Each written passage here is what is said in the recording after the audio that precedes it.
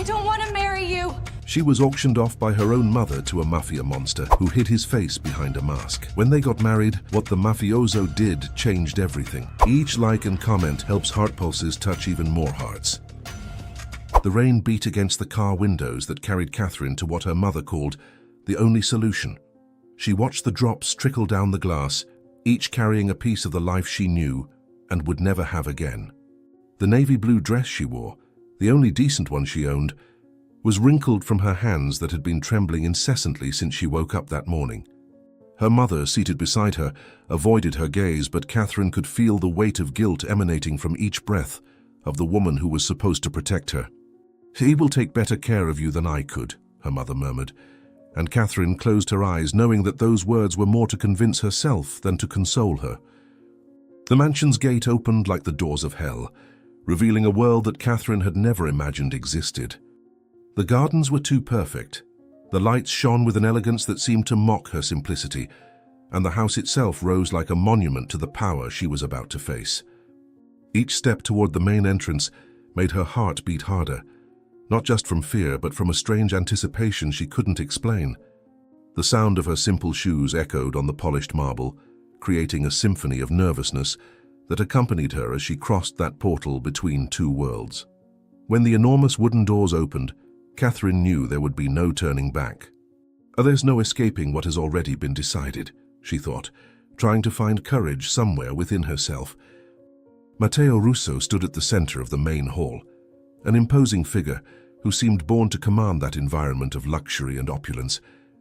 The mask covering half his face was a work of art in itself, carved in black leather with golden details that gleamed under the light of crystal chandeliers.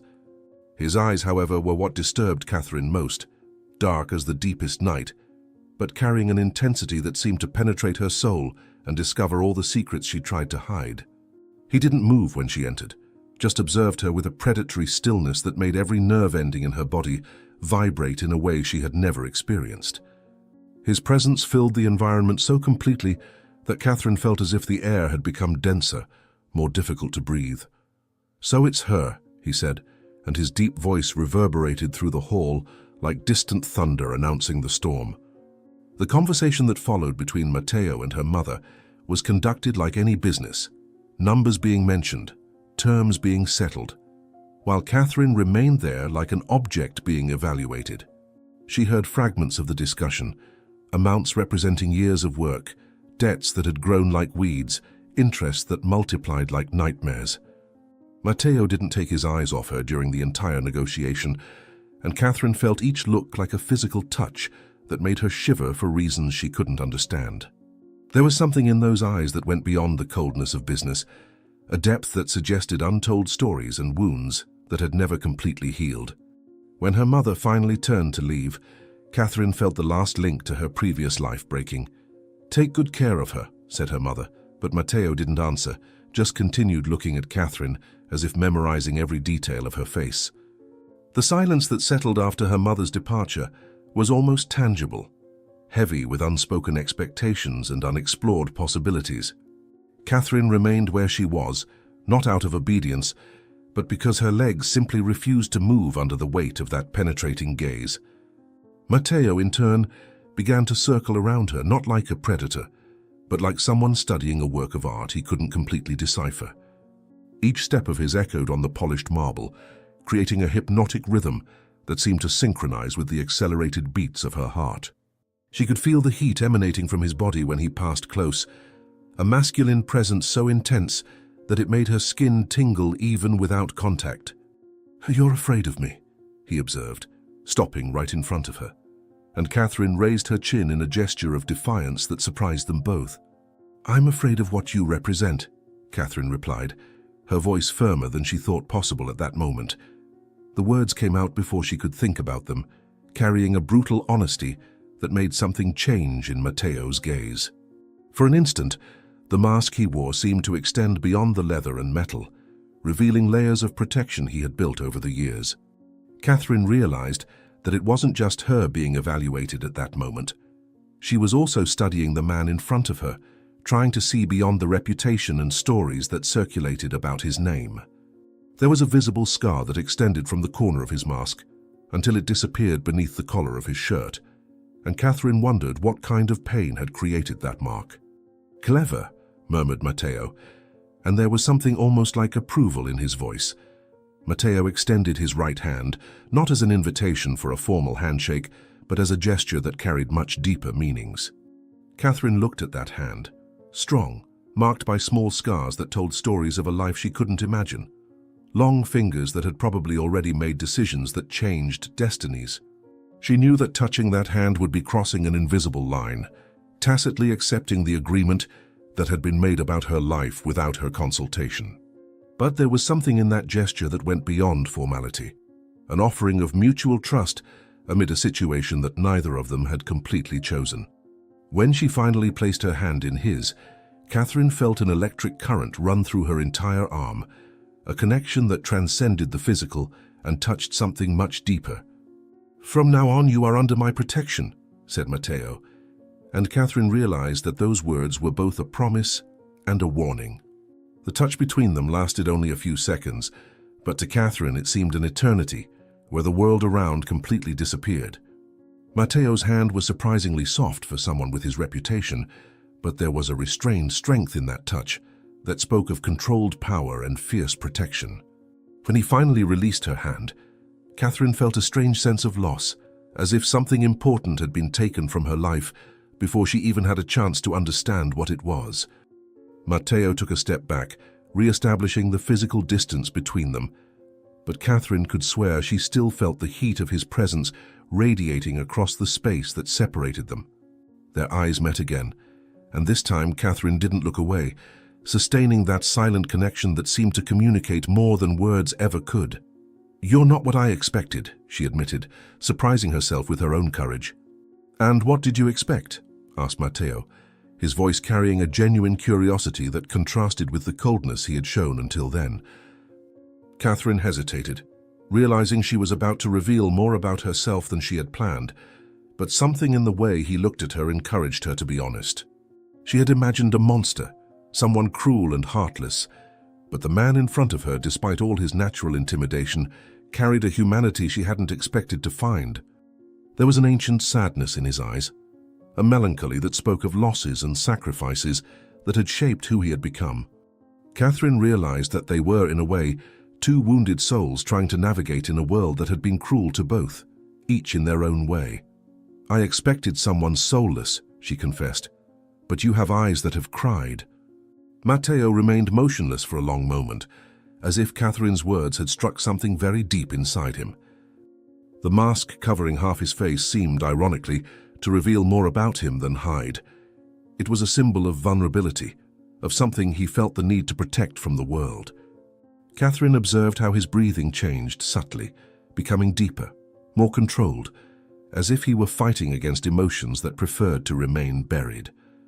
For an instant, she glimpsed the man who existed before the responsibilities and burdens he carried, someone who might once have been capable of loving and being loved without reservation. The tension in the air between them changed in quality, becoming less about power and control, and more about two people recognizing each other on a level that transcended their circumstances. "I see too much," murmured Matteo, but there was no reproach in his voice, only a careful surprise. The sound of footsteps echoing down the corridor broke the intimate moment that had formed between them, bringing Matteo back to the reality of his role and responsibilities. He straightened his shoulders, and Catherine saw how he consciously replaced the emotional mask that had slipped for a few moments. An older man appeared at the entrance to the hall, clearly a subordinate waiting for instructions, but respectful enough not to interrupt directly. Matteo nodded, an almost imperceptible gesture that communicated volumes about the hierarchy and respect he commanded. Catherine realized she was witnessing the return of the public Matteo, the leader everyone knew and feared, even though for a few precious minutes she had seen the man who existed beneath that persona. The transformation was fascinating and frightening at the same time, showing her the many layers of that complex man. "Business awaits me," he said, and Catherine knew that moment of connection had come to an end. Matteo walked to a side table where documents were waiting for his attention, but Catherine noticed that his movements were different now, creating emotional distance beyond the physical. She remained where she was, feeling lost in that new world where she knew neither the rules nor her place. The silence stretched between them, loaded with things unsaid and unexplored possibilities. Catherine observed how Matteo signed documents with controlled precision, but noticed the tension in his shoulders, suggesting his concentration wasn't fully on the papers. "Someone will take you to your quarters," he said without looking at her, but Catherine caught the hesitation in his voice. "And if I don't want to go?" asked Catherine, testing limits she didn't fully understand. Matteo stopped writing, his hand suspended over the paper for seconds that seemed eternal. When he raised his eyes to meet hers, Catherine saw a flash of admiration, recognition of a spirit that refused to be broken. There was a dangerous game happening between them, a dance of power that both seemed unable to step away from. Matteo rose slowly, his impressive height, but Catherine didn't back away a single step. "Then you have more courage than prudence," he observed, with something like amusement in his voice. Catherine felt adrenaline course through her body as she realized she had managed to surprise him. There was power in that moment of control, an intoxicating feeling that perhaps she wasn't completely powerless. Matteo moved toward her, but his steps were careful, as if approaching something wild that might flee. Catherine held her position, lifting her chin in genuine defiance, testing how far she could push this powerful man. When he stopped right in front of her, so close that she felt his warmth, Catherine realized she was holding her breath. "Courage can be a virtue or a weakness," murmured Matteo. "It depends on how it's used." The proximity created a bubble of intimacy that isolated them from the rest of the world. Catherine could see every detail of Matteo's mask, the delicate engravings in the leather, how it contoured his face, creating shadows that accentuated his gaze. There was something hypnotic about the way the candlelight danced over the golden details, creating patterns that changed with every movement. Catherine wondered what story was hidden behind that elaborate protection, what wounds had necessitated such a shield. She had the impulse to touch the edge of the mask, but controlled herself. "What happened to your face?" she asked, knowing she was crossing a dangerous line. Matteo retreated as if physically struck, the question touching territory he preferred unexplored. For a moment, Catherine saw raw pain in his eyes, vulnerability so intense she almost regretted asking.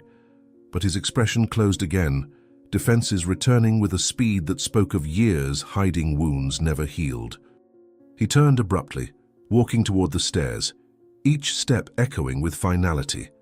Catherine watched him climb with elegance that contrasted with the tension in his body. On the first landing, he stopped without turning. "Some wounds are too deep to be shared," he said, his voice echoing like an ancient lament. Matteo disappeared into the upper corridor, leaving Catherine alone in the hall with the echoes of a conversation that had revealed more than planned. She remained motionless, processing everything from her arrival to that abandonment loaded with meaning. The air still vibrated with his presence, as if he had left part of his essence in the environment. Catherine unconsciously touched where he had held her hand, feeling the ghost of that touch. Looking at the stairs, she realized her life had irrevocably changed, not just by circumstances, but by the inexplicable connection that had formed between them. "He's still here," she murmured, touching her racing heart. "I can feel him in here." Weeks passed since Catherine crossed the doors of that mansion, and she had learned to navigate the silent corridors like a ghost seeking peace. The routine she had developed was simple and safe. Wake up when the sun began to filter through the silk curtains, have breakfast prepared by the discreet staff who took care of the house, and then take refuge in the library until nightfall. Matteo was a constant but distant presence, always nearby but never coming close enough for them to exchange more than polite greetings. She knew he was there, could feel his eyes on her in moments she thought she was alone, but he maintained a respectful distance that left her both relieved and inexplicably frustrated. "He watches me as if I were a mystery he can't decipher," thought Catherine, flipping through the pages of a novel she couldn't really absorb. The library had become her sanctuary, a space where she could pretend her life was normal, that she was there by her own choice and not as payment for a debt she never contracted. The shelves extended from floor to ceiling like sentinel guardians of thousands of stories, each book representing a world where she could temporarily hide from her reality. The fireplace crackled softly most afternoons, creating a welcoming atmosphere that contrasted with the intimidating luxury of the rest of the mansion. Through the large windows, she could see the inner garden, a carefully cultivated oasis where exotic flowers bloomed in impossible harmony, as if even nature bowed to Matteo's will. The leather armchairs were too comfortable, embracing her body in a way that made her feel protected, even when her mind insisted on reminding her that protection was an illusion in that place. "At least here I can pretend I'm free," she murmured to herself, caressing the cover of a poetry book she had discovered hidden among the classics. On that Thursday afternoon, Catherine was particularly absorbed in a French novel about impossible love when she heard the familiar footsteps echoing in the marble corridor. Her heart automatically accelerated, a reaction that had become embarrassingly predictable whenever Matteo approached any environment where she was. She forced her eyes to remain fixed on the page, pretending not to have noticed his arrival, but every fiber of her being was hyper-aware of his growing presence. The footsteps stopped at the library entrance, and Catherine could feel the weight of his gaze upon her, studying, evaluating, perhaps wondering whether he should enter or continue on his way. The silence stretched for long seconds, charged with a tension that seemed to have a life of its own, pulsing in the air between them like an invisible heart. Finally, she heard his footsteps enter the library and had to suppress the sigh of relief mixed with anxiety that threatened to escape. "Why does my breathing change whenever he's near?" she questioned herself, pretending to turn a page she hadn't read. Matteo moved through the library with the silent grace of a predator, but Catherine could sense there was something different about his behavior that afternoon. Normally, when he needed something from the library, he would enter, take what he wanted and leave without ceremony, maintaining that respectful but cold distance he had established between them. This time, however, he seemed to be navigating the space more slowly, more deliberately, as if looking for an excuse to prolong his presence there. Catherine could hear the soft sound of books being moved, pages being flipped, the leather chair creaking subtly when he settled somewhere behind her. The tension in the air was almost palpable, an invisible electric current connecting two poles trying to maintain distance but inexorably drawn to each other. She risked looking over her shoulder and caught him watching her, but he averted his gaze so quickly that she almost thought she had imagined it. "We are playing a dangerous game," she thought, feeling the heat rise up her neck. It was then that Catherine witnessed something that completely changed her perception of the man who kept her in gilded captivity. Matteo, thinking he was protected by the distance and angle of the bookshelves, slowly removed the mask he always wore, carefully placing it on the table beside the armchair where he had seated himself. For the first time, Catherine saw his complete face, and the breath caught in her throat. The scars that the mask concealed were more extensive than she had imagined, running from his temple to the line of his jaw in patterns that spoke of intense pain and long recovery. But it was the expression of vulnerability on his face that really hit her like a punch to the stomach. He looked years younger without the mask, more human, more accessible. There was a deep sadness in his eyes that the mask normally helped to hide, a melancholy that spoke of losses that would never be fully overcome. Catherine quickly turned away, pretending not to have seen, but the image remained etched in her mind like a brand. "Now I understand why you hide yourself," she whispered to herself, feeling an unexpected wave of tenderness. Matteo must have felt the weight of her gaze, because when Catherine risked looking again, he had already replaced the mask with hurried movements that betrayed his own vulnerability. The transformation was fascinating to observe. From exposed and fragile man, back to the controlled and intimidating leader that the world knew. But now Catherine knew there was another man behind that protection, someone who carried wounds that went far beyond the physical marks on his face. She tried to return her attention to the book, but the words on the page seemed to have lost all meaning, replaced by the image of Matteo defenseless, real and deeply human, in a way that both frightened and attracted her. The air between them had subtly changed, now charged not only with sexual tension, but with a shared intimacy that neither had asked for or planned. Catherine knew she had crossed a line by seeing him without the mask, even if accidentally, and that moment would forever change the dynamic between them. "Some things cannot be unseen," she murmured, unconsciously touching her own face. The silence that settled between them was different from all others they had shared in previous weeks. There was an almost confessional quality in the air, as if the library had become a sacred space where truths could be revealed without judgment. Catherine could hear Matteo turning pages behind her, but the rhythm was irregular, nervous, as if he too was struggling to focus on anything other than her presence in the same room.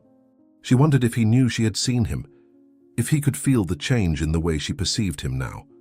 The man she had feared and respected was revealing himself to be more complex and vulnerable than she had ever imagined, and this frightened her because it meant her own feelings toward him were becoming dangerously complicated.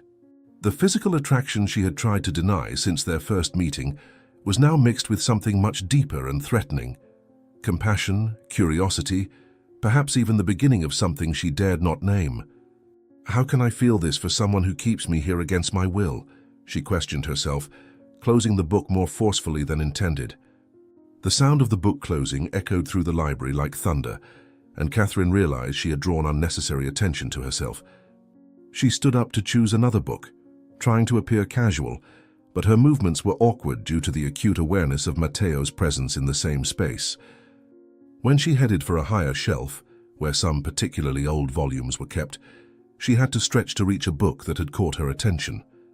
Her fingers brushed the worn leather spine, but the book was firmer than expected, and when it finally came loose, she lost her balance.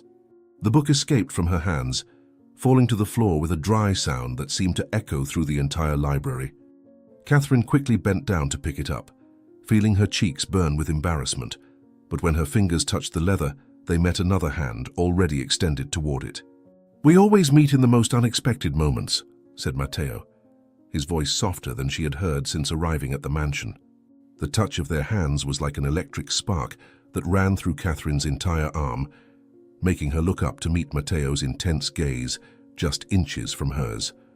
She could see every detail of the mask from so close, but now she also knew the face it hid, and this duality left her dizzy. Matteo didn't immediately release her hand, and Catherine didn't try to pull it away, both trapped in that moment of contact that seemed to carry much more meaning than it should. She could feel the warmth of his skin, the restrained strength in his fingers, the way his breathing had subtly changed. The book remained forgotten on the floor between them as they looked at each other, and Catherine had the feeling they were communicating in a language that transcended words. There was an unformulated question in his eyes, a vulnerability that the mask normally concealed, and Catherine found herself wanting to respond to something she couldn't completely identify. "You confuse me," she admitted in a whisper, surprising both of them with her honesty. "You confuse me too," Matteo responded, his voice carrying an honesty that mirrored hers. The moment stretched between them like a rope pulled to its limit, vibrating with unexplored possibilities and unacknowledged desires. Catherine could see the inner struggle in his eyes, the battle between what he thought he should feel and what he was actually feeling. There was something almost desperate in the way he held her hand, as if she were an anchor in a storm he didn't know he was facing. Catherine wondered if he also felt that electric current that seemed to flow between them, if he also fought against the inexplicable attraction that grew despite all the reasons why he should resist. The air around them seemed to have become thicker, charged with a tension that was part desire, part fear, part curiosity about what might happen if they stopped fighting against what they were feeling. "Why is this so complicated?" she asked, more to herself than to him. Matteo abruptly released her hand and stood up, as if the touch had become unbearable. Catherine watched him move away, seeing the tension in every line of his body, as if he were fighting against a powerful impulse. He walked to the window, turning his back to her, trying to compose himself. The silence returned, charged with different energy, a mutual awareness that had changed something fundamental between them. "This shouldn't be happening," Matteo murmured, but Catherine heard every word. "But it is happening," Catherine replied, surprised by her courage. Matteo turned and Catherine saw the emotional mask slip, revealing confusion and conflict. For a moment, she thought he would approach her again, but she saw the defenses coming back into place. He straightened his shoulders and walked towards the library exit. Catherine knew he was fleeing from what had happened, but something fundamental had changed between them. "Matteo," she called, but he didn't stop. When Matteo disappeared, Catherine was left alone, processing those intense minutes. She picked up the book, but something fell from its pages, an old crafted leather bookmark. On the back was a faded photograph of a young and beautiful woman with dark hair and bright eyes. The woman smiled with radiant intensity. On the back of the photo, in careful feminine handwriting, was written, "Forever, my love." "Who are you?" whispered Catherine, feeling a strange pang that could have been jealousy. The dress that Matteo had chosen for Catherine was a masterpiece in navy blue silk that embraced every curve of her body as if it had been made specifically for her. The jewelry that accompanied the ensemble was discreet, but clearly expensive, diamonds that caught the light and reflected it like stars on a cloudless night. Catherine looked at herself in the mirror of the room that had become hers during the past few weeks, barely recognizing the elegant woman who stared back at her. She knew that this party wasn't just a social gathering. It was Matteo introducing her to his world, marking territory in a way that made her feel simultaneously protected and imprisoned. "Who am I to him, really?" she questioned herself, adjusting the diamond necklace that seemed to weigh more than it should. The party was taking place in the mansion's main hall, but the terrace doors were open, allowing guests to move between the luxurious interior and the breathtaking view of the city.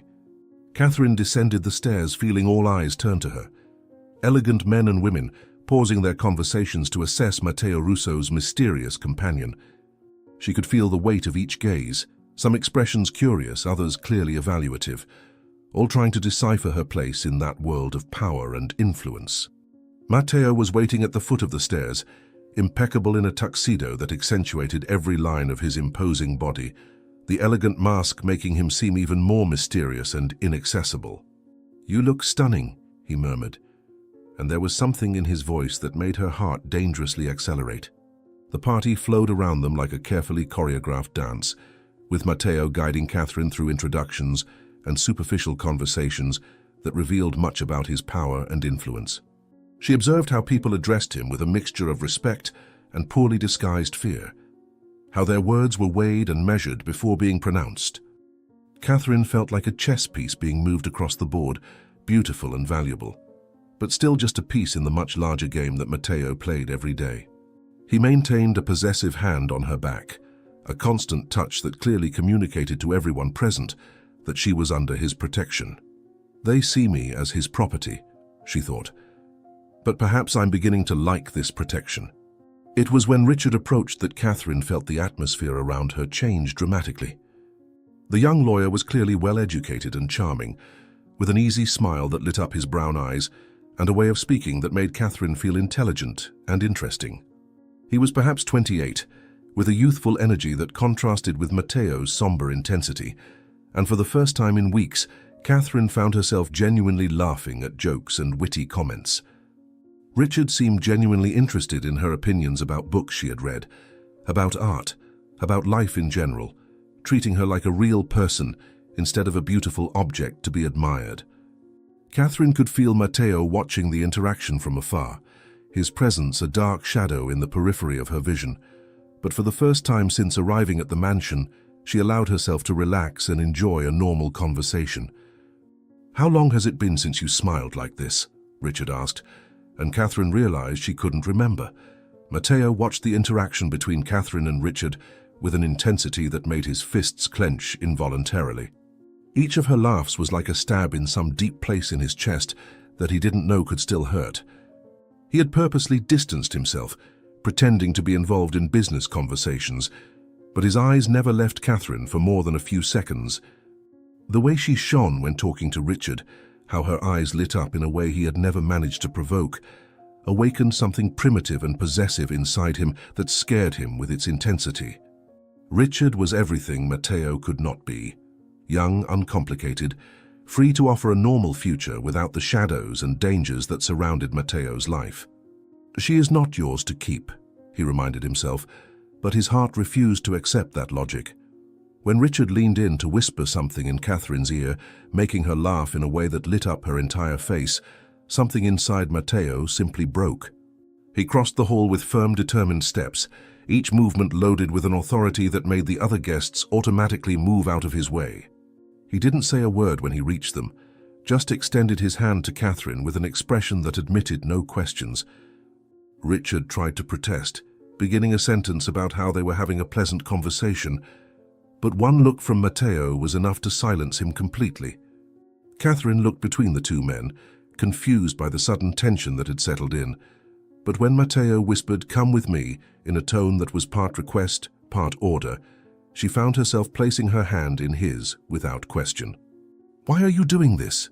she asked when he began to guide her away from the crowd. Matteo did not answer until they were on the private terrace, away from the curious eyes and attentive ears of the guests.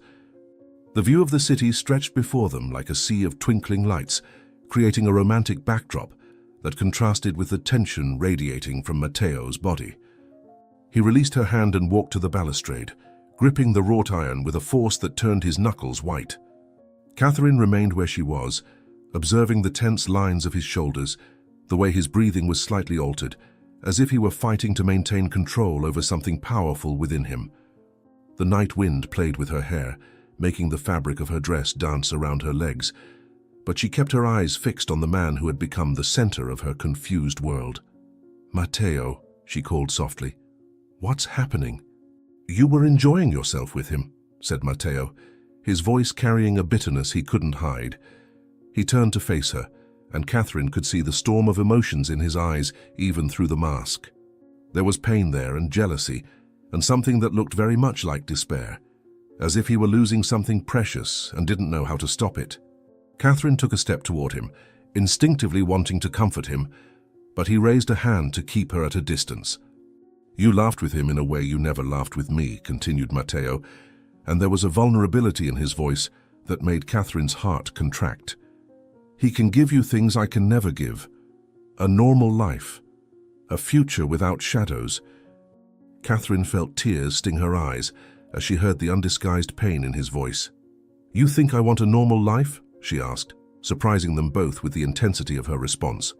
Matteo studied her for a long moment, as if trying to decipher an enigma that had confused him for weeks. Catherine could see the internal struggle happening behind his eyes, the battle between what he thought was best for her and what he desperately wanted for himself. Slowly he approached her, each step loaded with intention, until they were so close that she could feel the heat radiating from his body.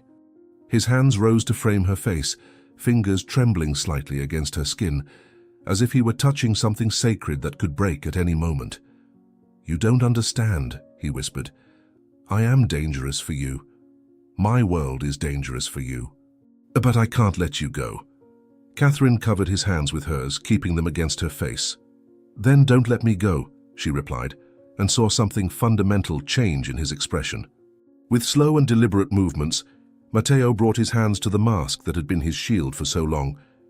Catherine held her breath as he began to loosen it, revealing inch by inch the face she had briefly seen in the library, but which was now being offered to her as a gift of trust. The scars that ran from the corner of his eye to his jawline were deeper than she remembered, but also more beautiful, like maps of battles won and pain overcome. Matteo carefully observed her reaction, looking for signs of disgust or fear, but all Catherine felt was an overwhelming tenderness for this man who was completely exposing himself to her. She raised a hand and gently traced the line of one of his scars, feeling him shudder under her touch. "You are beautiful," she whispered, and saw his eyes fill with an emotion he couldn't name. "How can you say that?" he asked, his voice broken with vulnerability. "Because I see you," replied Catherine, her words carrying a truth that surprised her with its intensity. Matteo closed his eyes as if her words were both a balm and torture, and when he opened them again, there was a determination there that made Catherine's heart race. "You are not his," said Matteo, echoing the words he had whispered in the library. But this time there was a promise in them, a claim that went beyond possession. "You are not anyone else's." Catherine felt her whole world tilt on its axis, hearing the raw intensity in his voice. "Whose am I then?" she asked, even though she already knew the answer she wanted to hear. Matteo didn't answer with words. Instead, he pulled her against his chest and captured her lips with his in a kiss that was anything but gentle. There were years of restraint in that kiss, weeks of unresolved tension, and a desperate passion that had finally found its expression. Catherine melted against him, her hands clutching his shoulders as if he were the only solid thing in a world that had begun to spin out of control. The kiss was intense, almost violent in its need, as if they were trying to consume each other through contact. Matteo pressed her against the balustrade, his body covering hers in a way that made her feel small and protected, and desired all at once. Catherine could feel his heart beating against her chest, the hoarse sound of his breathing mingling with hers, the way his hands trembled as they clung to her as if she might disappear at any moment. "Mine," he murmured against her lips, and Catherine felt the word reverberate through her entire being like a brand. The sound of approaching footsteps made them abruptly separate, Matteo replacing the mask with quick and desperate movements, while Catherine tried to catch her breath and compose herself. They looked at each other for a charged moment, both still processing the intensity of what had just happened between them. Matteo seemed to be fighting the urge to pull her into his arms again, his fists clenched at his sides, as if he were forcing himself to keep his distance. Catherine could feel her lips still tingling from the kiss, her entire body vibrating with an energy she had never experienced before. When the voices of the guests grew closer, Matteo leaned in to whisper in her ear, his hot breath making her shiver. "Forget what you saw," he said, but there was a note of desperation in his voice that contradicted his words. Before Catherine could respond, he disappeared into the crowd, leaving her alone on the terrace, touching her own lips and still tasting him in her mouth. "How can I forget something that changed everything?" she whispered to the night, knowing that her life had been divided into before and after that kiss. Catherine woke up the next morning with her lips still tingling from the memory of Matteo's kiss, but when she went down for breakfast, she found only an empty table and the deafening silence of a house that seemed to have lost its soul during the night. The employees moved like shadows through the corridors, avoiding her gaze and whispering among themselves with an urgency she couldn't decipher. She ran her fingers over her lips, trying to recapture the sensation of his touch, the way he had murmured "mine" against her mouth, as if she were something precious he had finally claimed. He ran away from me, Catherine thought, feeling her heart shatter. The kiss frightened him so much that he preferred to flee. The days that followed were a slow torture, each hour dragging on like an eternity, as Catherine waited for some sign that Matteo would return. She wandered through the mansion like a ghost, visiting the places where they had been together. The library where he had removed his mask for the first time, the terrace where everything had changed.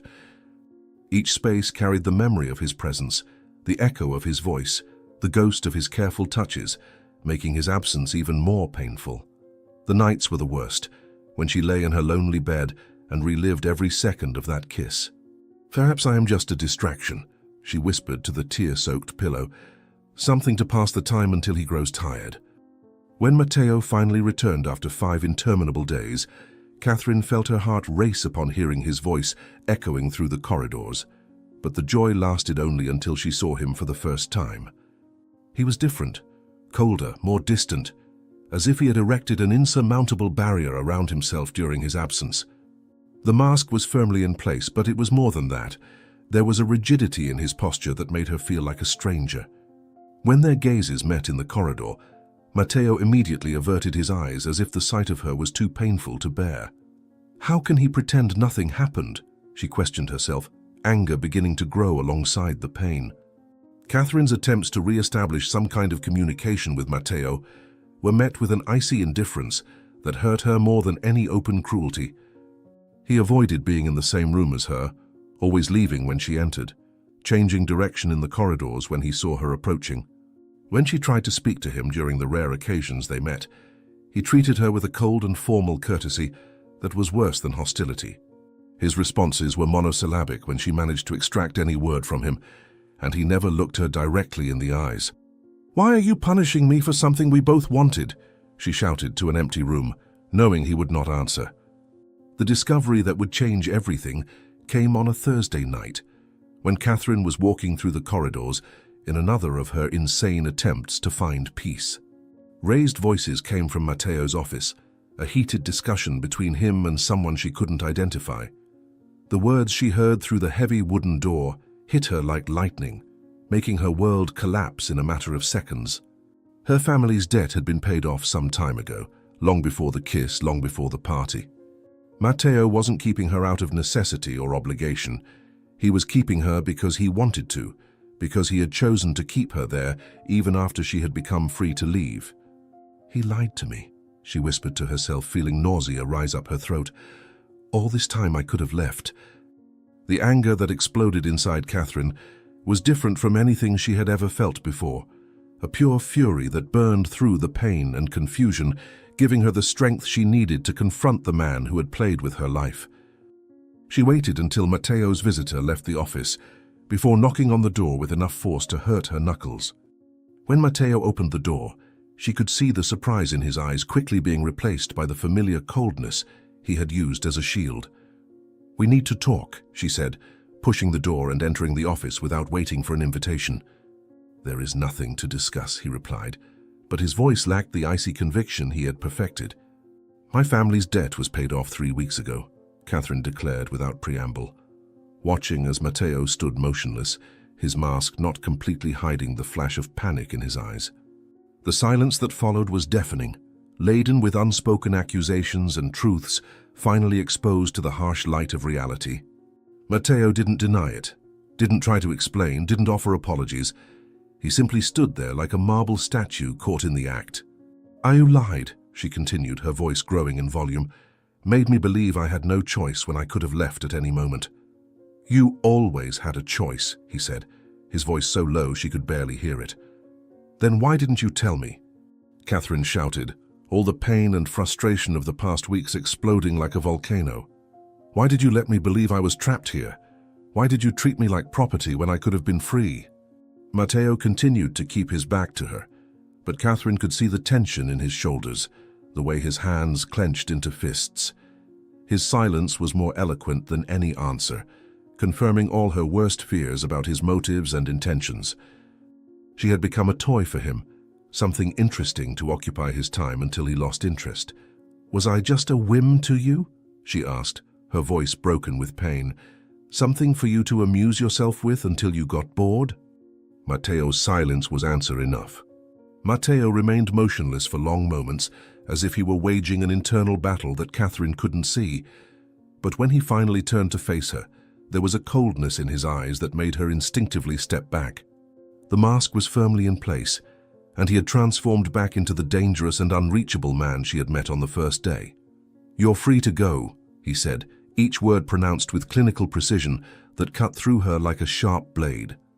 "You always were. If you chose to stay, that was your decision, not my responsibility." Catherine felt as if she had been struck by lightning, the casual cruelty of his words leaving her breathless. "How can you be so cruel?" she whispered, but Matteo had already turned away again. Catherine stood in the office for a few more seconds, waiting for him to say something. Anything that indicated the man who had kissed her with such passion still existed somewhere behind that icy facade. But Matteo remained motionless before the window, his posture clearly communicating that she had become irrelevant to him. The pain that Catherine felt at that moment was unlike anything she had experienced before. It wasn't just heartbreak, but a feeling of having been completely denied as a person. She left the office in silence, closing the door behind her with a soft click that sounded like a final sentence. "If he wants me to leave," she muttered to herself, climbing the stairs, "then that's exactly what I'll do." The night that followed was one of the longest in Catherine's life, not because of insomnia, but because she was packing with a fierce determination that kept her moving even when her heart begged her to reconsider. Each item she folded was a small declaration of independence, a step toward the freedom that Matteo had admitted was always hers. The expensive clothes he had chosen remained in the closet. She would take nothing that reminded her of him. The jewels were left on the dresser, gleaming in the soft light like silent accusations of her own naivety. Catherine wanted to leave exactly as she had arrived, with nothing but her dignity. "I should have trusted my instincts from the first day," she said to her reflection in the mirror. Morning dawned gray and rainy, as if the sky itself were weeping for the decision Catherine had made. She dressed in the same simple dress she wore when she arrived, ignoring the elegant clothes that hung in the closet, like memories of a life she had discovered to be false. Her suitcase was small and light, containing only the personal belongings she had brought. She was determined to leave that mansion exactly as she had entered. The servants she met in the corridors averted their eyes when they saw her carrying the suitcase, as if they knew something was happening but didn't want to be witnesses. "I'm doing the right thing," she repeated to herself like a mantra, even when each step seemed to tear away a piece of her heart. The fine rain that fell transformed the walk to the gate into a melancholic journey that perfectly mirrored Catherine's emotional state. Each step on the wet gravel echoed like a farewell, a final sound that marked the end of a chapter in her life that had begun with fear and ended with complete disillusionment. She didn't look back as she walked, determined not to give Matteo the satisfaction of seeing her hesitate, but she could feel the weight of eyes watching her from the mansion. The sensation was so intense it made her skin tingle, as if he were there, observing her departure with cold indifference. "He doesn't even deserve a look back," she thought, but her legs began to slow as she approached the gate. When Catherine finally reached the wrought iron gate that separated her from the outside world, she stopped involuntarily. Something inside her made her turn to look at the mansion one last time. Her eyes immediately found the office window on the second floor, where a familiar silhouette stood, watching her departure with an immobility that could have been indifference or emotional paralysis. Even from a distance under the rain that obscured details, Catherine could feel the intensity of Matteo's gaze upon her, and for a mad moment she wanted to run back. But then she remembered the cruel words from the night before, how he had discarded her and found the strength to turn away again. "If he wanted me to stay," she whispered to the rain, "he would have come down to stop me."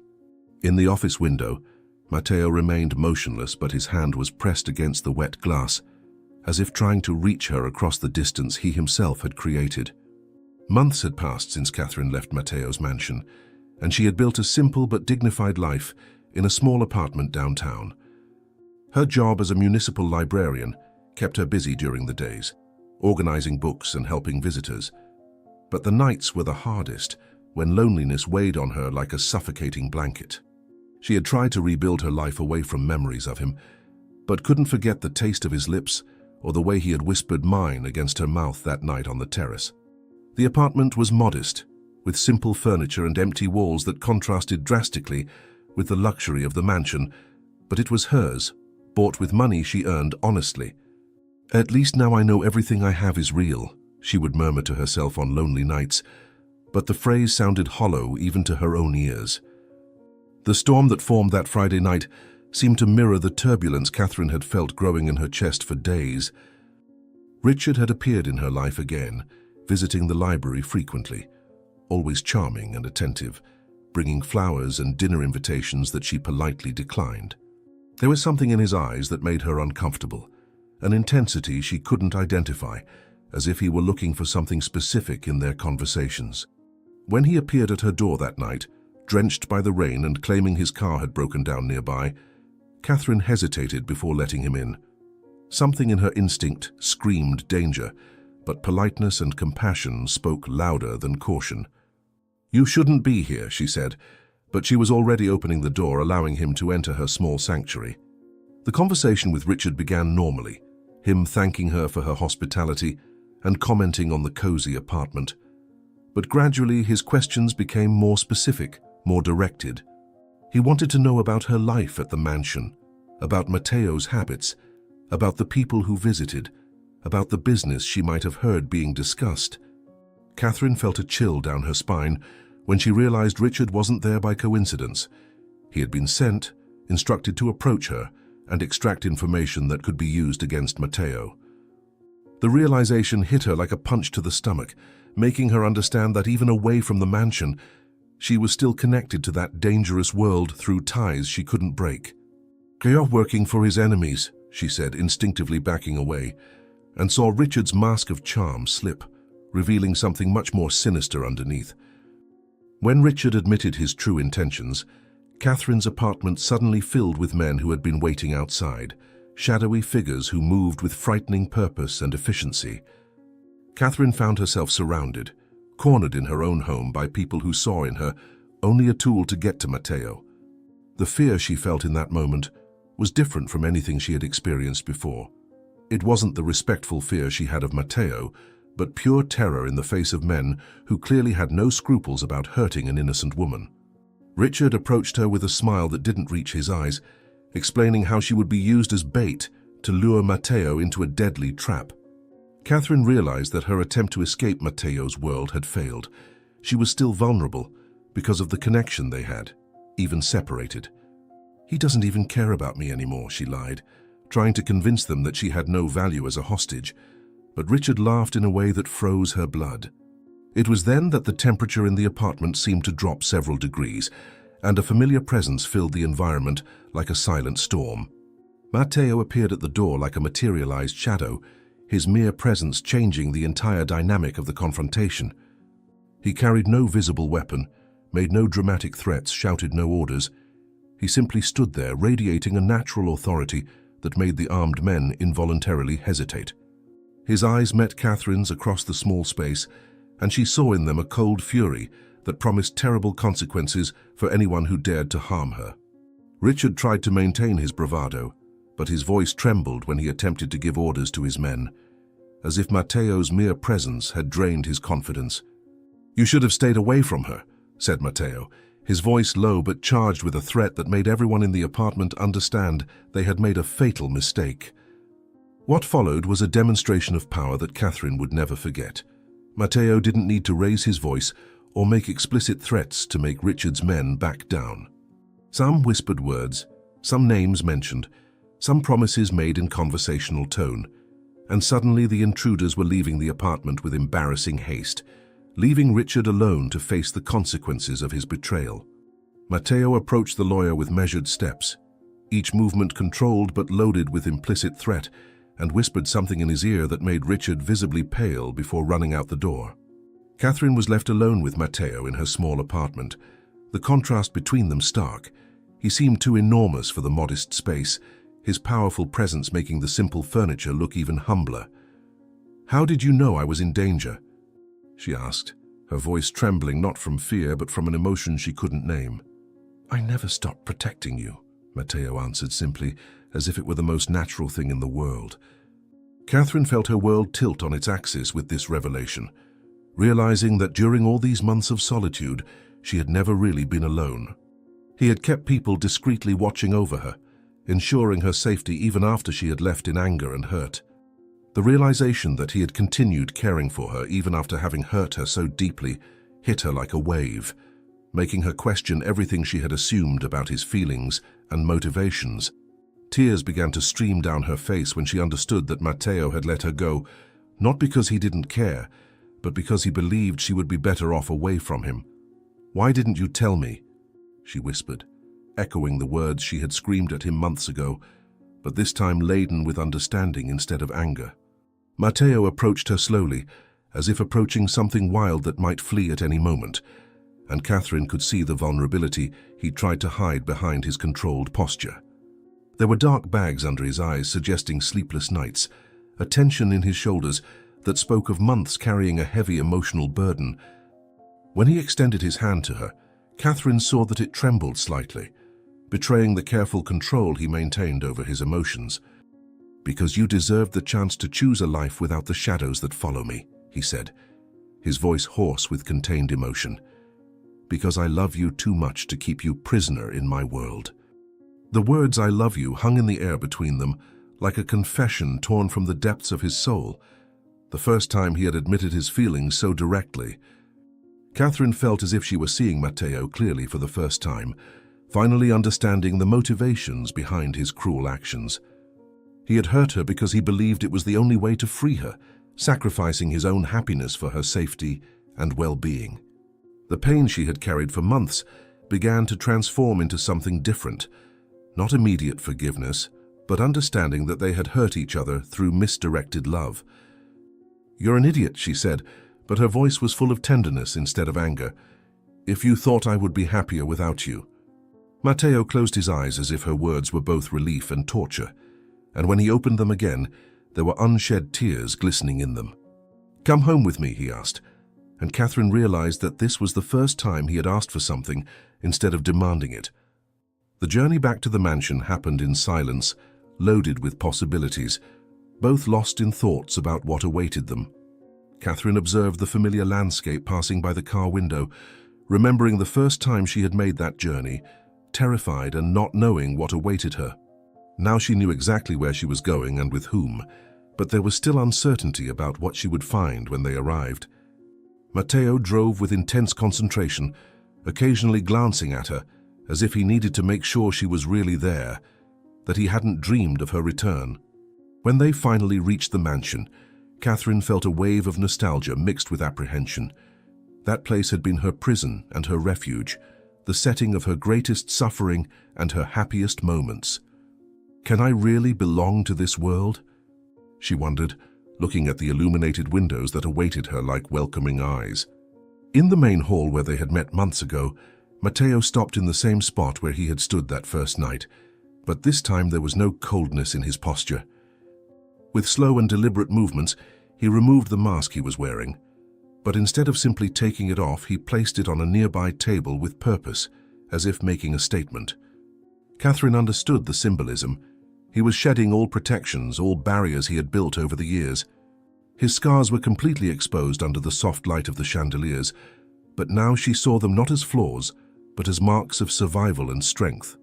"I stay or I leave," he said, his voice trembling slightly. "But this time, the choice is yours." The words carried the weight of all the months of separation, all the pain they had caused each other, and all the hope they still nurtured. Catherine approached him slowly, each step a conscious decision to embrace not just the man, but the world to which he belonged. When she was close enough to touch his face, she raised her hands and gently traced the lines of the scars he had hidden for so long. Matteo closed his eyes under her touch, as if being blessed by something sacred he didn't deserve. "I never wanted to leave," whispered Catherine, her words carrying all the truth she had discovered during the months of separation. "I just wanted you to ask me to stay." When Matteo opened his eyes, they were shining with tears of relief and gratitude, and he pulled her into his arms as if embracing the life he thought he had lost forever.